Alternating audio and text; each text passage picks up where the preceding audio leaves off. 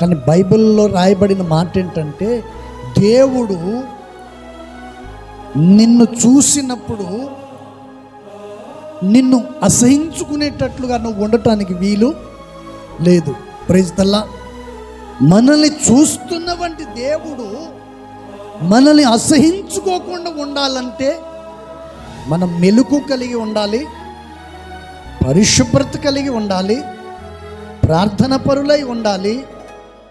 మనం ఏమడిగినా జవాబు ఇచ్చే దేవుడు మనకు సమీపంలో ఉండాలి. అందుకని ఈ మాట నేను చదివాను.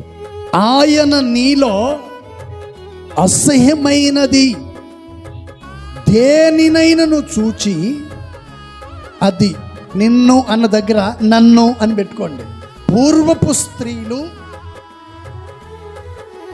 వారు బంగారు నగలు వాటితో అలంకరించుకోకుండా తమ భర్తలకు హృదయ అలంకారముతోనే ఉన్నారు అని.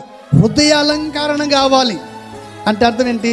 భర్తను ప్రేమించే, చెప్పండి, ప్రేమించే గుణం, పలకరించే గుణం, చార తీసుకునే గుణం ఎప్పుడు ఉందంటారా?